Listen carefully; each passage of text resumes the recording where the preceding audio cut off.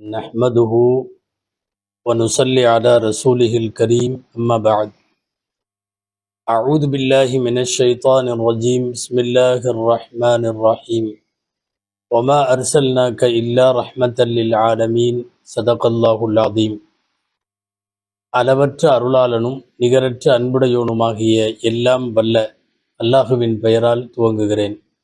அருமைநாயகம் முஹம்மதுர் ரசூலுல்லாஹ் ஸல்லல்லாஹு அலைஹி வஸல்லம் அவர்களின் மீதும் நற்பாக்கியங்கள் நிறைந்த அவர்களுடைய உம்மத்தின் மீதும் குறிப்பாக இக்காணொளியில் இணைந்திருக்கிற நம் அனைவர் மீதும் எல்லாம் வல்ல அல்லாஹுவின் நல்லருள் என்றென்றும் நிறைவாக உண்டாவதாக. ஆமீன். அல்லாஹுவின் பேரருளால் மாநபி ஸல்லல்லாஹு அலைஹி வஸல்லத்தினுடைய வாழ்வில் மறக்கவியலா நாட்கள் என்கிற பெருமானாரின் வாழ்க்கை தொடர் வரிசையில் இன்றைய தினம் நாம் நபிகள் ஸல்லல்லாஹு அலைஹி வஸல்லத்தினுடைய வாலிப நாட்களை பற்றி பார்க்கிறோம்.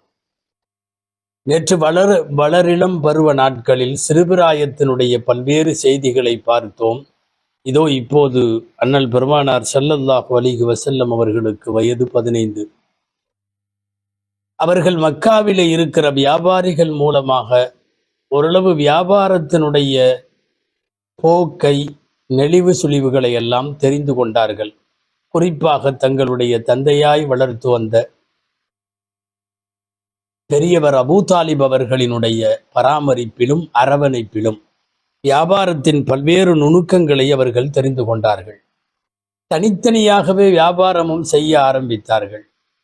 ஒரு சில நண்பர்களுடன் சேர்ந்து கூட்டு வியாபாரமும் செய்ய துவங்கினார்கள். அவ்வாறு பெருமானார் ஸல்லல்லாஹு அலைஹி வஸல்லம் அவர்களோடு வியாபாரத்தில் பார்ட்னராக இருந்த ஒருவர், அவருக்கு பெயர் அஸ்ஸாயிப் இப்னு அபிஸ் சாயிப் அல் மக்ஸூமி. அவர் பெருமானார் ஸல்லல்லாஹு அலைஹி வஸல்லமுக்கு நல்ல நண்பரும் கூட. சாயிப் இப்னு அபிஸ் சாயிப் மக்ஸூம் கோத்திரத்தை சார்ந்தவர். அரபு நாட்டில் ஸல்லல்லாஹு அலைஹி வஸல்லம் வாழ்ந்த காலத்தில் மிக பிரபலமான கபீலா அது. அபூ ஜஹல் போன்றவர்களெல்லாம் அந்த குடும்பம், நிறைய பேர் அந்த குடும்பம். மக்ஸூம் கோத்திரத்தை சார்ந்த சாயிப் இப்னு அபிஸ் சாயிபோடு பிஸ்னஸ்ல பார்ட்னர் அப்படிங்கிற மாதிரி நல்ல நண்பராகவும் இருந்தார். அவரை பற்றி கூட குறிப்பிருக்கிறது பெருமானாரின் வரலாற்றில். ஒரு காலத்திலும் நண்பராக இருக்கிற போது ரசூல் ஸல்லல்லாஹு அலைஹி வஸல்லம் அவர்களிடம் அவர் தகராறு செய்ததில்லை. பொதுவாகவே பார்ட்னர்ஸுக்குள்ள மன சங்கடம் எல்லாம் வருமல்ல, ஒரு காலத்திலும் வந்ததில்லை. விவாதம் செய்ததில்லை, சண்டை போட்டதில்லை, இருவருக்கு இடையிலே பிணக்குகள் ஏற்பட்டதில்லை. பெருமானார் ஸல்லல்லாஹு அலைஹி வஸல்லம் நபியாகி அகில உலகத் தலைவராகி மக்கா வெற்றி கொள்ளப்பட்ட நாளில் அவர் திரும்ப வந்தார். பால்ய காலத்தினுடைய சிநேகிதர், சின்ன வயசுல 2 பேரும் பார்ட்னராக இருந்திருக்கிறார்கள். ஸல்லல்லாஹு அலைஹி வஸல்லம் மிக நல்ல வரவேற்பு அவருக்கு கொடுத்தார்கள். அவரை எல்லாரிடத்திலேயும் தன்னுடைய பால்ய காலத்தில் தான் இப்படி வாலிப பருவத்தில் இவரோடு பார்ட்னராக இருந்ததை எல்லாம் சொன்னார்கள். ஸல்லல்லாஹு அலைஹி வஸல்லம் அவர்கள் வந்தபோது மர்ஹபம் பி அஹி வ ஷரீகி, எனது சகோதரர், எனது நண்பர் என்றெல்லாம் பெருமானார் ஸல்லல்லாஹு அலைஹி வஸல்லம் எனது கூட்டாளி என்றெல்லாம் அறிமுகப்படுத்தியதை பார்க்கிறோம். பெருமானார் ஸல்லல்லாஹு அலைஹி வஸல்லமினுடைய வாலிப நாட்களில் 15 வயதில் வியாபார நுணுக்கங்களை கற்றுத் தேர்ந்தது மட்டுமல்ல, அக்காலத்தில் நடைபெற்ற சில நிகழ்வுகளில் அவர்கள் பங்கெடுக்கும் சூழ்நிலை வந்தது. அந்த அடிப்படையில் ஹர்புல் ஃபுஜார் என்று சொல்லக்கூடிய யுத்தம் ரொம்ப ஃபேமஸான யுத்தம். அன்னைக்கு குறைஷிகளுக்கும் ஹவாசின் என்கிற தாயிஃப் கோத்திரத்திற்கும் இடையிலே நடைபெற்ற போர். ஏறத்தாழ 4 வருஷம் அந்த போர் நீடித்தது. அதுல குறைஷிகளில் பங்கேற்றவர்கள் எல்லாம் யாருன்னா ஸல்லல்லாஹு அலைஹி வஸல்லமினுடைய சிறிய தந்தைகள், ஹம்ஸா ரலியல்லாஹு அன்ஹு, அப்பாஸ் ரலியல்லாஹு அன்ஹு, அபூ தாலிப், இவங்கெல்லாம் பங்கேற்றாங்க. இவங்களுக்கெல்லாம் அந்த அம்புகளை, ஈட்டிகளை எல்லாம் எடுத்து தயார் செய்து அதை நல்ல முறையில அடுக்கி வைத்து அவர்களுக்கு கொடுக்கிற வேலையை ரசூல் ஸல்லல்லாஹு அலைஹி வஸல்லம் அந்த நேரத்தில் செய்தார்கள். ரசூலுல்லாஹி ஸல்லல்லாஹு அலைஹி வஸல்லம் அவர்கள் இப்படி ஹர்புல் ஃபுஜாரிலே பணியாற்றியதை பின்னாட்களிலே அவர்கள் நினைவு கூர்ந்தும் இருக்கிறார்கள். பாருங்கள், அவர்கள் வாலிப பருவத்தில் இன்னும் சில செய்திகளை பார்க்கலாம். வயது கிட்டத்தட்ட 20வது வயதில் பெருமானார் ஸல்லல்லாஹு அலைஹி வஸல்லம் அவர்கள் ஊரிலே நல்ல காரியங்கள் செய்ய ஆரம்பித்தார்கள். பொதுவாகவே எல்லாத்துக்கும் என்னன்னா, ஸல்லல்லாஹு அலைஹி வஸல்லம் அவர்களுடைய அமானிதம், ஸல்லல்லாஹு அலைஹி வஸல்லம் அவர்களுடைய உண்மைத்தன்மை, இதெல்லாம் ரொம்ப ஃபேமஸ். நமக்கு தெரியும். இந்த பருவத்தில் இந்த இந்த கட்டத்திலே தான் நாயகத்திற்கு அசாதிக் என்கிற பட்டம் ஊர் மக்களால் வழங்கப்பட்டது. உண்மையாளர், அல் அமீன், இவர் அமானிதம் பேணுபவர், நம்பிக்கைக்குரியவர் என்கிற அர்த்தத்தில் இந்த புனைப்பெயர்கள் எல்லாம் பெருமானார் ஸல்லல்லாஹு அலைஹி வஸல்லத்திற்கு இள வயசிலே கிடைத்தது. உண்மை பேசுபவராய், நம்பிக்கையாளராய், இவர் யார்கிட்டையும் பொய் சொல்ல மாட்டார். முஹம்மது பொய் சொல்லுவதில்லை. வீடுகளுக்கு தேவையானதை, பொருட்களை வாங்கி கொண்டு வந்து கொடுக்கிற ஊழியராய் வேலை பார்த்திருக்கிறார்கள். முடியாதவர்கள், வயோதிகர்கள், இல்லாதவர்கள், வறுமையிலே இருப்பவர்கள், வறியவர்கள், இவர்களுக்கெல்லாம் தோழராய் ஊருக்குள்ளே ஒருவர் வேண்டும் என்றால் அது முஹம்மது ஸல்லல்லாஹு அலைஹி வஸல்லம் தான். ஒரு இள வயசில் 20 வயது காலத்தில் இத்தனை பேரிடத்திலும் நல்ல பெயரை பெற்று எல்லாத்துக்கும் நல்லது செய்யறதுன்னா, அன்பானவர்களை கவனியுங்கள். யமன்ல இருந்து ஒருவர் வருகிறார். அவர் வியாபார நிமித்தமா வர்றார். ஜபீத் அப்படிங்கிற ஒரு ஜபீதி அப்படின்னு சொல்லுவாங்க அவரை. அவரு வந்தார் வியாபாரம் பண்றதுக்காக. சரக்குகளை கொண்டு வந்திருக்கார். மக்காவில வித்துட்டு காசு வாங்கிட்டு போகணும். அப்ப அவரு வந்தார். வந்த உடனே அவர்கிட்ட உள்ள பொருளை எல்லாம் வாங்கிக்கிறதுக்கு மக்காவில் அன்னைக்கு இருந்தவங்கள ஒரு பெரிய, என்ன சொல்றது, ரௌத்ரம் உள்ளவர், கொஞ்சம் சரியில்லாதவர், முரட்டு ஆளுன்னு சொல்லி வச்சுங்களேன், ஆசிபுன்னு வாயில். அவரு பொருளை வாங்கிட்டார். சரி, என் பொருளை வாங்கிட்டீல்ல, காசை கொடுனா காசு தரமாட்டேங்கிறார். இவர் சண்டை போட்டார். உன்னால யார்கிட்ட போய் சொல்ல முடியுமோ சொல்லிக்கோ, பணம் தர முடியாது. அவர் ஒரு விதமான அன்றைய தாதான்னு சொல்லலான்னு வைங்களேன், ரவுடிசம் போல உள்ளவர். அப்ப அவர் போய் எல்லாத்துட்டையும் சொன்னார், ஆசிபின் வாயில் எங்கிட்ட இருந்து ஜாமானை வாங்கிட்டு எனக்கு காசு தர மாட்டேங்கிறாரு, என்னன்னு கேளுங்க, என்னன்னு கேளுங்கன்னு நிறைய பேர்த்துட்டு சொன்னா, பெரிய பெரிய குறைஷி தலைவர்கள் யாரும் முன் வரல. காரணம் என்னன்னா, ஆசிபின் வாயிலுடைய தன்மை அப்படி. அவன் கோபம் கொந்தளித்தால், கொப்பளித்தால் அவன் என்னமும் செய்வான். அதனால யாருமே முன் வரல. எல்லாத்துலேயும் சொல்லி சொல்லி பார்த்தவர் கடைசியில காபத்துல்லாவுக்கு போய் பக்கத்துல நின்றுக்கிட்டார். காபாவுக்கு பக்கத்துல ஜபல் அபி குபைஸ்னு மலை இருக்கு, சின்ன மலை. அந்த மலையில ஏறி நின்றுக்கிட்டார். சும்மா கொஞ்சம் தூரம் தான், பெரிய மலையெல்லாம் இல்லை, சின்ன மலை, குன்று மாதிரி. அதுல ஏறி நின்றுக்கிட்டார். இன்னைக்கு அந்த இடம்னு சொல்ல போனா கரெக்டா நம்ம மக்காவில் சஃபாவுக்கு ஏறுற இடத்துல அந்த பக்கம் உள்ள இடம். இன்னைக்கு அந்த எஸ்கலேட்டர்லாம் கூட இருக்குல்ல, அங்க அந்த இடம். ஜபல் குபைஸ்ல ஏறி நின்று சத்தம் போறாரு. சத்தம் போட்டா மக்காவுக்கே கேட்கும். அப்போ மக்காவாசிகளே, உங்களுக்கெல்லாம் யாருக்குமே நீதி நேர்மை எல்லாம் இல்லையா, நாணயம் இல்லையா, இப்படி நடந்துக்கலாமா? நான் ஒரு வெளியூர்காரன், பொருள் கொடுக்க வந்தேன், என்கிட்ட வாங்கிட்டு காசு தர மாட்டேங்கிறான் ஆசிபின் வாயில், உங்களில் ஒருத்தர் கூட நல்ல ஆள் இல்லையான்னு கேட்டுட்டு இருக்கிறப்போ இதை 2-3 பேர் கேட்குறாங்க. குறிப்பா ஜுபைர் அப்படிங்கிறவர் ரலியல்லாஹு அன்ஹு, நபி ஸல்லல்லாஹு அலைஹி வஸல்லம், நிறைய பேர் கேட்குறான். கேட்டுட்டு இவங்க எல்லாம் சேர்ந்து நம்ம ஏதாவது பண்ணலாம் அப்படின்னு சொல்லி ரசூல் ஸல்லல்லாஹு அலைஹி வஸல்லம் 4-5 பேர்த்த கூட்டிட்டு நேராக அங்கே போயிட்டாங்க. ஆசிபின் வாயில்கிட்ட போய் நின்று, இவர்கிட்ட பொருள் வாங்கினியா? ஆமா வாங்கினேன். காசு கொடுத்தாச்சா? இல்லை கொடுக்கல, கொடுக்க முடியாது. இப்போ தர்றையா இல்லையாங்கிற ரேஞ்சில் முஹம்மது ஸல்லல்லாஹு அலைஹி வஸல்லம் வந்து தன்னுடைய வாசல்ல நின்றுட்டு காசு கேட்கிறாருன்னு ஒன்று, அவனால வேற ஒன்றும் பண்ண முடியல. வேறு வழி இல்லாமல் அவன் காசு கொடுப்பதாய் ஒத்துக்கொண்டான். வாங்கி கொடுத்து அவரை அனுப்பிச்சு மக்காவின் பெயரை காப்பாற்றினார்கள் நாயகம் ஸல்லல்லாஹு அலைஹி வஸல்லம். ஏன்னா அவர் போய் சொல்லுவார், யாரா இருந்தாலும் மக்காவுக்கு போகாதீங்க, அங்க உள்ளவனுக்கு பொருளை பிடிக்கிட்டு காசு தரமாட்டானுங்க அப்படின்னு ஒரு ஊருக்கே கெட்ட பெயர் ஏற்படுவதை விட்டும் காப்பாற்றி விட்டார்கள். இவங்க எல்லாம் என்ன பண்ணாங்கன்னா, இவங்க ஒரு குரூப், ஒரு குழு, ஒரு குழுவினர், ஒரு கூட்டத்தினர். நாம இந்த மாதிரி நல்ல காரியங்களை ஏன் தொடர்ந்து செய்யக்கூடாது? இன்னைக்கு அவருக்கு காசு வாங்கி கொடுத்துட்டோம். மக்காவில் இனிமேல் எந்த அநீதம் நடந்தாலும் கேட்க வேண்டும். இனிமேல் மக்காவில் நல்ல காரியங்கள் செய்ய வேண்டும் அப்படின்னு சொல்லி இவங்க எல்லாம் போய் ஒரு இடத்துல உட்காந்து கூடுறாங்க. அப்துல்லா இப்னு ஜதான் அப்படிங்கிறவருடைய வீடு, அந்த காலத்துல அது ஃபேமஸ், தாரு அப்துல்லா இப்னு ஜதான். அங்க போய் எல்லாரும் உட்காந்து ஆலோசனை பண்றாங்க. நாம இனிமேல் நம்ம சொல்றோம்ல, இனிமேல் நம்ம ஒரு சங்கமா இருக்கலாம்ப்பா அப்படிங்கிற மாதிரி பேசுறாங்க. நாம் ஒரு குழுவாக செயல்படுவோம்னு சொல்லி அப்துல்லா இப்னு ஜதான் வீட்டிலே தான் முடிவாகிறது. நாம இனிமேல் சங்கம் வைத்து செயல்படுவோம். பெரியவர் அபூ தாலிபிடத்தில் ஆலோசனை கேட்கிறார்கள். அவரு தான் கிட்டத்தட்ட இந்த பேர் சொல்றார், ஹெல்ஃபுல் ஃபுதூல் அப்படின்னு பேர். ஹெல்ப்ஃபுல் ஃபுதூல், நீங்க இனிமேல் ஒரு குழுவாக அமைத்து நல்ல காரியங்களை செய்யுங்கன்னு சொல்லி வாழ்த்தி ஆசி கொடுத்து பெயர் வைத்து கொடுத்தவர்கள் அபூ தாலிபு. நடைபெறுவது அப்துல்லா இப்னு ஜுதானுடைய வீடு அப்படிங்கிற இடம்.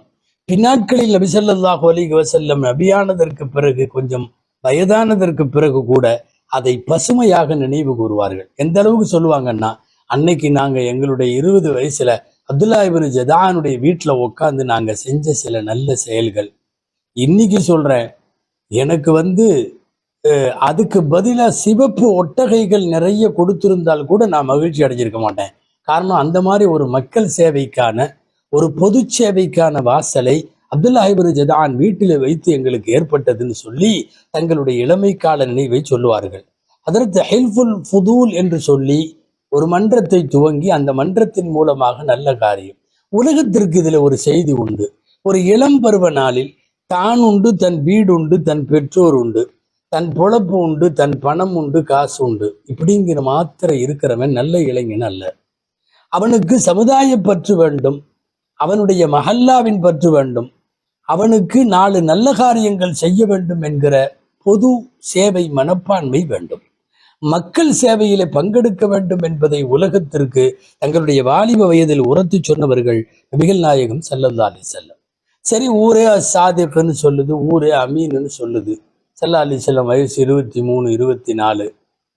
வணிகத்தையும் பார்த்து கொண்டு ஊர் மக்களுக்கான சேவைகளையும் செய்து கொண்டு வாழ்ந்து வருகிற அந்த வாலிபரை பற்றி ஊரில் இருக்கிற மிகப்பெரிய செல்வச்சீமாட்டி ஹதீஜா ரலியல்லாஹு அன்ஹா கேள்விப்படுகிறார்கள். அவர் உண்மை தவிர வேறு எதுவும் பேச மாட்டாராமே, அவரிடத்தில் அமானிதம் எது ஒப்படைத்தாலும் அது சரியாக இருக்குமாமே என்றெல்லாம் கேள்விப்பட்டவர் ஆள் அனுப்புகிறார். தனது வியாபாரத்திற்கு ஷாம் செல்ல வேண்டும், சிரியா செல்ல வேண்டும். எந்த மாதிரி தெரியுமா? அந்த காலத்தில் வியாபாரம், இங்கே கிடைக்கும் பொருட்களை எல்லாம் எடுத்து கொண்டு போய் அங்கே விற்பார்கள். பிறகு அங்கிருந்து பொருட்களை எல்லாம் வாங்கி கொண்டு வந்து மக்காவிலே விற்பார்கள். இதுதான் கரெக்டா சொல்றதுன்னா ஒரு பண்டமாற்று முறையை போல எடுத்துட்டு போவாங்க. இதை எடுத்து செல்லுவதற்கு ஒரு நல்ல நாணயமான நம்பிக்கையான ஆள் வேண்டும். காரணம், மக்காவின் பெரும் கொண்ட வணிகர்களில் ஒருவர் ஹதீஜா ரலியல்லாஹு அன்ஹா. எக்கச்சக்கமான பொருட்களை எடுத்துக்கொண்டு லட்சக்கணக்கான தீனார் திர்ஹங்களுக்கு சொந்தக்காரரான ஒரு தொழில் அது. ஹதீஜா அம்மா கேட்டதன் பேரில் நபி ஸல்லல்லாஹு அலைஹி வஸல்லம் சம்மதிக்கிறார்கள். ஆனால் நிபந்தனையோடு, வியாபாரத்துக்கு போறேன், உண்மை மட்டும்தான் பேசுவேன், பொய் பேசி வியாபாரம் செய்ய மாட்டேன், அமானிதத்துல கரெக்டா இருப்பேன், இதுக்கு சம்மதிச்சு என்கிட்ட கொடுக்கறதா இருந்தா கொடுக்கலாம். சரி போங்க, கூட என்னோட வேலைக்கார பையன் ஒருத்தர் இருக்காரு, அவரையும் கூட்டிட்டு போங்க. யார் வேலைக்கார பையன்? அவர் பேர் மைசரா. மைசராவையும் கூட்டிட்டு நீங்க 2 பேரும் போங்க. நபிகள் ஸல்லல்லாஹு அலைஹி வஸல்லம் போனார்கள். சொல்லும் போதே அந்த அம்மா சொல்லி விட்டாங்க, ஹதீஜா ரலியல்லாஹு அன்ஹா, நீ மட்டும் சரியான முறையில் சரியாய் நேர்மையாய் வியாபாரம் பண்ணிட்டு வந்துட்டா, இந்த ஊரில் இந்த மாதிரி வியாபாரம் செஞ்சுட்டு வர்றவங்களுக்கு என்ன கூலி கொடுப்பாங்களோ அதையெல்லாம் விட கூடுதலாக கூலி உனக்கு நான் தருவேன் அப்படின்னு சொல்லி அனுப்பிச்சு வச்சாங்க.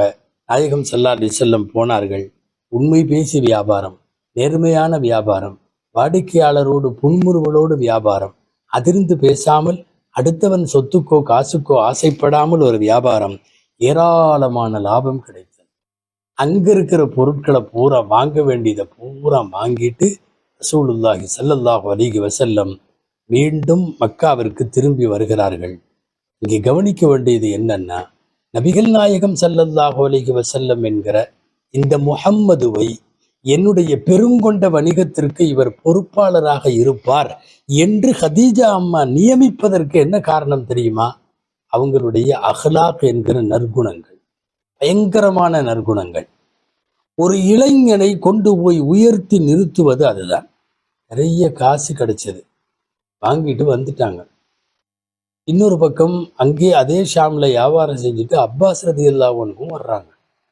2 பேரும் வர்றாங்க. அப்பாஸ் ரலியல்லாஹு அன்ஹு ரசூலுல்லாஹ்வுடைய சிறிய தந்தை, ஆனா வயசு கிட்டத்தட்ட 2 பேருக்கும் சமீபமான வயசு, ஒரே வயசு மாதிரி. அப்பாஸ் ரலியல்லாஹு அன்ஹு கொஞ்சம் மூத்தவங்க. திரும்பி வந்து ஹதீஜா அம்மாட்ட கொடுத்தாச்சு. ஒரு பெருங்கொண்ட கூலி கிடைச்சது. வாழ்க்கையில் முதலாய் வணிகம் சென்று வெளியூர் சென்று சம்பாதித்து வந்து கை நிறைய காசோடு நிற்கிற முகம்மது என்கிற வாலிபர். இன்னைக்கு நம்ம பசங்கள்லாம் சம்பாதிக்கிறதுக்கு ஆரம்பிச்ச உடனே கையில முதல் சம்பளம் வாங்கின உடனே என்ன சிந்தனை வருது?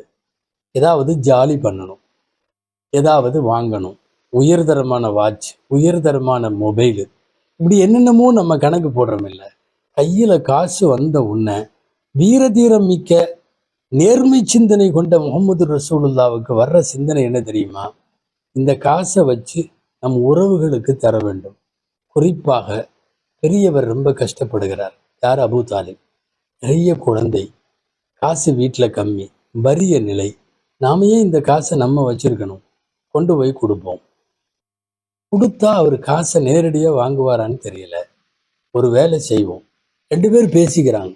அப்பாஸ் ரலியல்லாஹு அன்ஹுவும் பேசிக் கொள்ளுகிறார்கள், ரசூல் ஸல்லல்லாஹு அலைஹி வஸல்லமும் பேசிக்கிறாங்க. 2 பேரும் என்னன்னா, அல்லாஹ் நமக்கு நல்ல லாபம் கொடுத்துருக்கான், காசு கையில் இருக்கு, நாம் ஒரு வேலை செய்வோம். போய் அபூ தாலிப் அவர்களுடைய மக்கள்ல அவர் நிறைய குழந்தைகளை வச்சு தானே கஷ்டப்படுறாரு.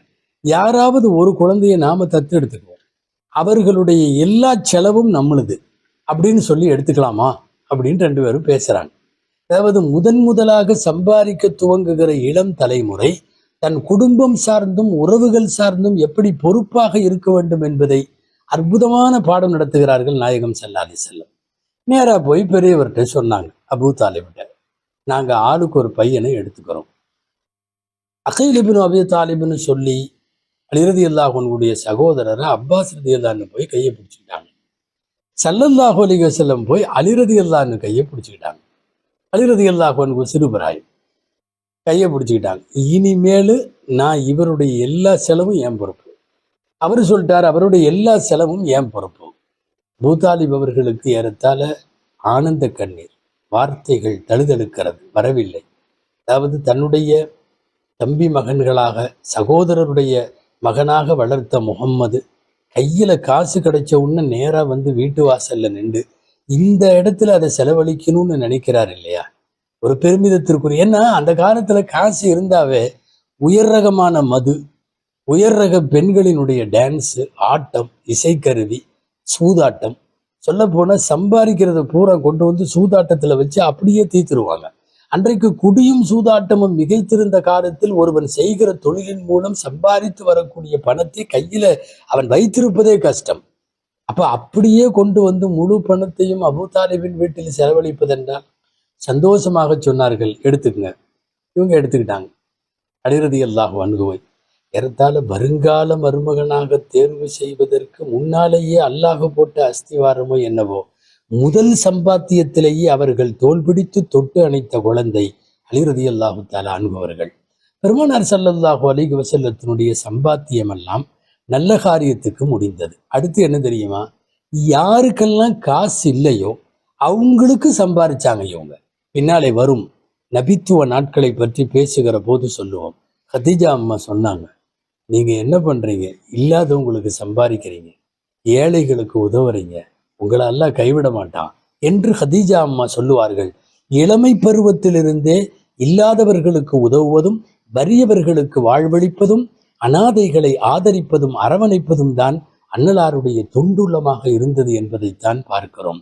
வாலிபம் நம்மை நிமிர்த்தி நின்று கொள்ள வேண்டிய அற்புதமான பருவம்.